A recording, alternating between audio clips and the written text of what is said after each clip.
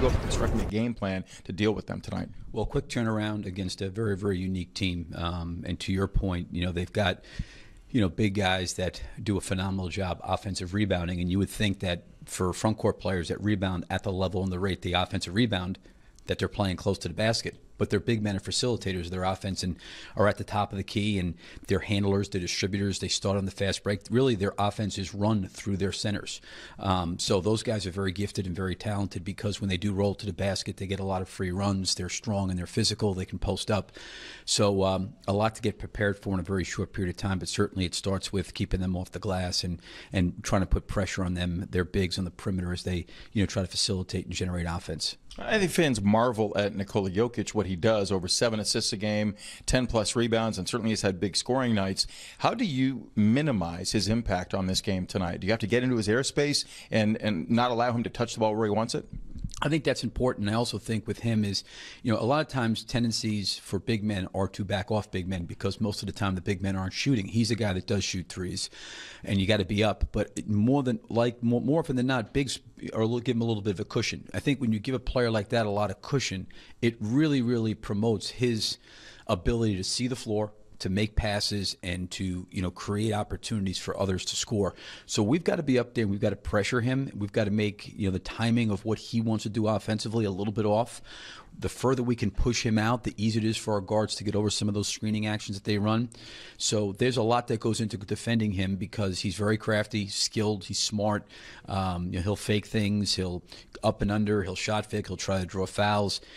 Same thing with Millsap, Plumlee, all those guys up front. They do a really good job on the offensive end of the floor. And we've yet to mention their top scorer, that's Jamal Murray. He's really come into his own this season, had a huge 48-point scoring game earlier this month against Boston, and is a guy looking for his shot. And when it gets hot, Billy, he's really difficult to contain from that point forward. What's the game plan against him tonight? Well, we can't give him airspace either. A lot of times he's running around on the perimeter, and what you don't want to do is get into situations where you're going under on screens and he's stopping behind to shoot. And the other part of it, too, is transition. We've turned the ball over in some halves that have hurt our transition defense. Our offense is being able to take care of the basketball so we can get our defense set, because when he's in the open floor in transition, that's where he's generating a lot of offense for himself. Last night, a heck of a game. You wind up beating Charlotte 109-104, a quality opponent. They never went away when you made your big run to go up by 13 points. And you really had to execute down the stretch and got some big plays, specifically from Russell Westbrook, defensive rebounding and making free throws. But what did you take from that game from a teaching perspective and that you like that you need to build on tonight? Well, I think there's a lot of things. To your point, this is our third game in 4 nights, so a lot of times there's no practice time. You're trying to get in the night before game to get some teaching points, some corrections done, but then you got to prepare for the next team. But there was a lot from that game against Charlotte that we can take from. I think the first thing is, over the last several games, our transition defense needs to be better. Well, they say winning cures all. The Thunder have it going right now. Let's start with the backcourt of Dennis Schroder and Russell Westbrook. They started together for the first time this season in their last win, but played just 18 minutes together. Can this backcourt work out long term? Well, first of all, what an incredible trade Sam Presti was able to make. Wow. Not only did he make the team about $70 million cheaper this offseason after Paul George committed, that Carmelo Anthony deal, the way it all came together, they ended up getting what might be one of their 5 best players in Schroder, and he has been really critical for them. They were able to go 5-1 in Russell's last absence when he missed 6 games, and in a weird sort of way, I think it was a blessing that Russell was injured because it forced everybody else to find themselves a little bit. Russell can be so ball dominant. Sometimes that's difficult to do when he's there. So I think they actually are better for the fact that he was out for a little while and everybody had to step up their game. Yeah, I definitely think someone like Russ being out, it allows everybody else to grow, to your point. You can't just say, hey, Russ, win this game for us. Hey, Russ, go get the rebound for us. No, now other guys had to do some other things, and now that Russ is back, it's made the team better. And what they found out in the process is that Dennis Schroder can really play. In Atlanta, it was seemed glossed over some of his stats because the team wasn't winning. Now we're seeing that, hey, this guy really is a good basketball player. He wasn't putting up empty stats on a bad basketball team. Now he's doing it in an impactful way on this team. I think they can play together. I think they'll play off each other well. Both guys can of course, are good with the ball. But I just look at the pace and the way they're able to move. I think they'll be just fine. A lot of teams go with double point guards now anyway.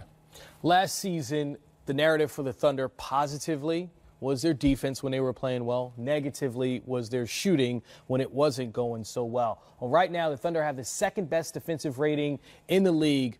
What are they doing well where that end of the floor, it's working out perfectly? Well, I think for one thing, they're playing at their pace. They're playing at a pace they're capable of defending at. You're not seeing them getting blown by in transition on the defensive side of the ball because they're taking primarily efficient shots themselves. I am surprised that in the absence of Robertson that they're able to be this kind of defensive team, because I really felt like they were a wing athlete defender short of having enough, even in the presence of Robertson. Last year, they were stifling when he was healthy, and they struggled in his absence. They've done a remarkable job of dealing with that as well. I think a lot of it has to go to the coaching staff, how they have everybody on the same page defensively doing the things that they're supposed to do. I think a lot of the credit is when you have a big like Steven Adams. A big like Steven Adams makes everybody's life a lot easier. He hustles back. He sprints back on defense. He patrols the paint. He's always in the right place. He's making the calls. Something that you won't see in the stat sheet is when you have a big that likes to communicate and talk on the backside, it helps you cover up your mistakes. Hey, I'm over here. Send him to his left hand. Send him to his right.